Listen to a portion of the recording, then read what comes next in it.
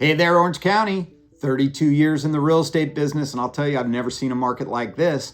Welcome to Tustin Talks. We are going to talk about the data here in Orange County, and I'll tell you what, it is really amazing what's going on. This is Dean Odell with Seven Gables Real Estate and the Odell Group. Let's go to the charts. So let's start by looking at the active listing inventory year over year. We currently have 2,305 homes on the market. That is a decrease of 110 homes in the past couple of weeks. Today's inventory is the second lowest level recorded in mid-February since the tracking started. Last year at this time, there were only 1,378 homes on the market, which is 41% lower than where we are today. To compare to a more normal market, we look at the 3-year average between 2017 and 2019, which was 4,977 homes, or 116% more than where we are now. If you look at all the other years, you should see that the normal seasonal pattern would be that the inventory is going up this time of year, not down. The only other time this has happened was 2021. So let's see what's going on the demand side. In the last 30 days, we've had 1,537 homes go into escrow, which is up 237 pending sales in the last couple of weeks. Last year, there were 1,998 pending sales, which is about 30% higher than where we are right now. And prior to 2020, the 3-year average was 2,393, which is 56% higher than where we are today. So as you can see on the chart, we are following a normal pattern of increased demand for this time of year, but an abnormal pattern of decreasing listings on the prior chart. So let's see how that all translates into expected marketing time. Currently, our days on the market for Orange County is 45 days. That's a drop of 11 days just in the past 2 weeks. Last year, we were also in a hot seller's market, but at a much faster pace of 20 days. The 3-year average prior to 2020 was 64 days, which is about 2.5 weeks slower than where we are today. So it's normal that marketing time decreases from the holiday months to now, but the expected marketing time clearly indicates the market is still good for sellers. Now we're going to look at the Orange County marketing breakdown by price range. So this is what I call my favorite chart, because if you're a buyer or seller in Orange County, this is the best way to see what's going on in your price range. You'll also see the various market types reflected by the days on the market. Taking a look at the numbers, the expected marketing time last year versus this year has increased in every price range because homes were flying off the market back then. But some of the price ranges really are not that far off from last year. As you can see, everything up to $2 million is now considered a hot seller's market, which has been unheard of since May of last year. The $2 to $4 million range is a slight seller's market, and anything above $4 million is still in a deep buyer's market. So this next chart we're putting up is just an update to the interest rates impact on affordability. What you're going to see is if a buyer only had 10% down and wanted a $4,000 payment, they used to be able to get a home for about $1,021,000 at 3.25% interest rate.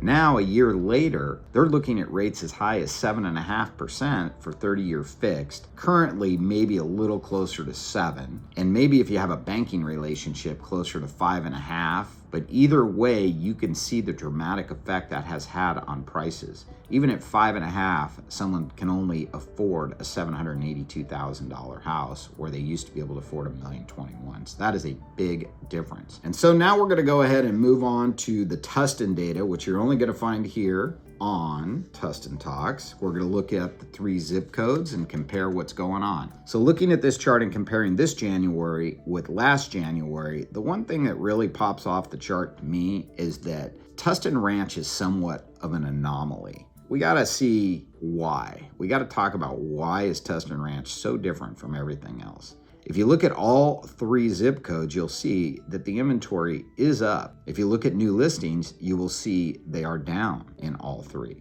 So you can just follow that all the way down and see which market's doing which. And when you do that, you're going to get to that 92782 and you're going to say, why are these numbers different? Well, let's start with the fact that Tustin Ranch, and I say Tustin Ranch, but it also includes Tustin Legacy because it's within the zip code, is down 70.4% on listings. That's dramatic. I mean, that's a big difference compared to the other areas, right? So when you look at the solds are the same. And then if you look at the pendings have gone up 10%. Inventory is thin, right? Inventory there, it's 1.2 months versus like say 92705, that's 3.1 months. And it's kind of a head scratcher, like, what's happening there? And the answer is in the final list price to original list price. If you look at where people are starting, they are selling their house within 91% of their original price. If you look at the final list price, they are selling within 95%. That means they are having to reduce their price an average of 4%. Now look at the other two zip codes, okay? 92780, it's only a 2% difference. 92705, there's no difference. So people have been taking deep discounts in Tustin Ranch based on their pricing. And the reason they've had to take deep discounts is because if you look at that average days on the market, they've been on the market 52 days. So buyers are looking at that and saying, you know what, I'm just gonna make an offer. This house has just been sitting around. Where if you look at some of the other zip codes like 92705, I mean, the average days on the market, it's almost exactly what it was last year.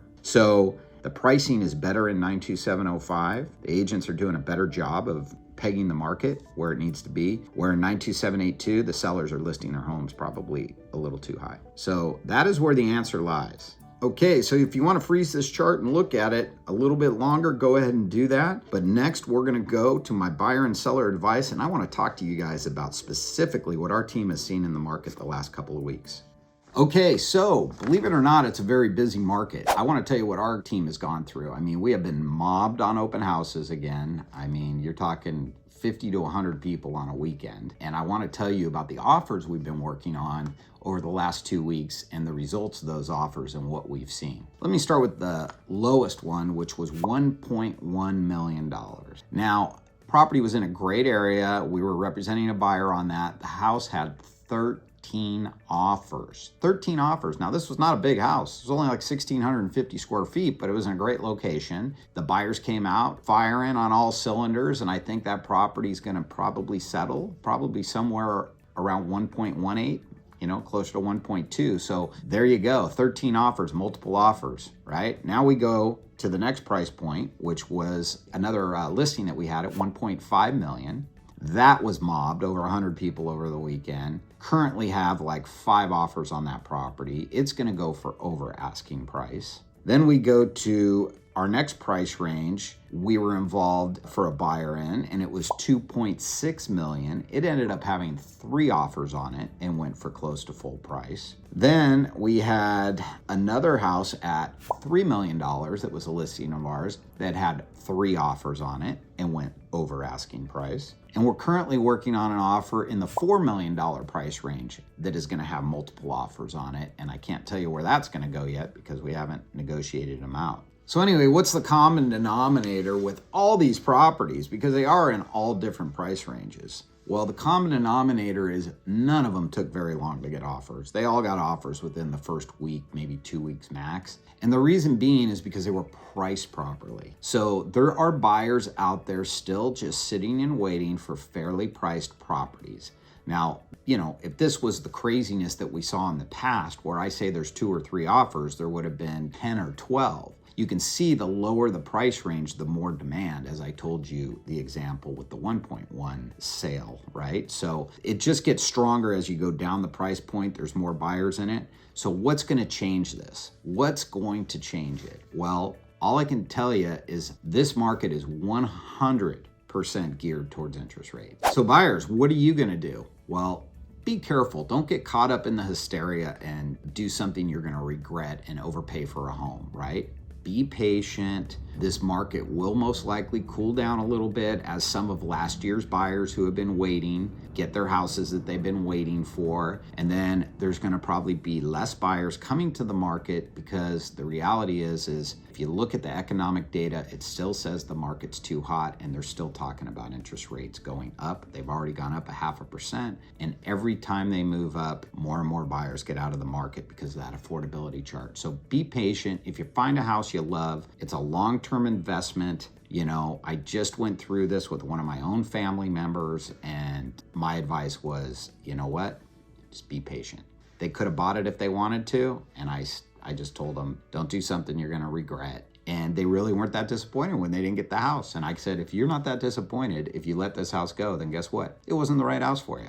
But that's where you got to get as a buyer. You got to draw the line, and you got to know what's your walkaway number. And there could be somebody willing to pay more than you, but maybe that's because they value the house more than you. Maybe that's because they have more money than you. It's just reality. Be patient, okay? Sellers, my advice for you, things are still very good. But if interest rates keep climbing, if we get any type of stock correction, if the economy gets weaker, if we actually go into a bona fide recession and everybody agrees it's a recession, then things are going to change very quickly. So all I can tell you guys is now is still a very good time to sell. There's a lot of bad headlines out there, but it changes like the wind. It changes with interest rates. And so a lot of the stuff and the data that you see in the newspapers, it's old, I read something in the Orange County Register the other day. It was like, oh my God, this guy has no idea what he's talking about. Like, literally has no idea what he's talking about. He tried to state that because the market went up a certain percentage last year and it's gone down a certain percentage this year, you take the cumulative of those two, and that's how bad the market is going down. And it's just like,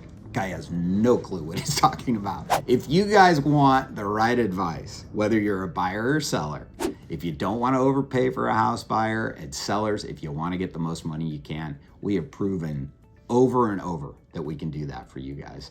So please give us a call. We want to help you out. And thanks for tuning in. We will see you on the next Tustin Talks.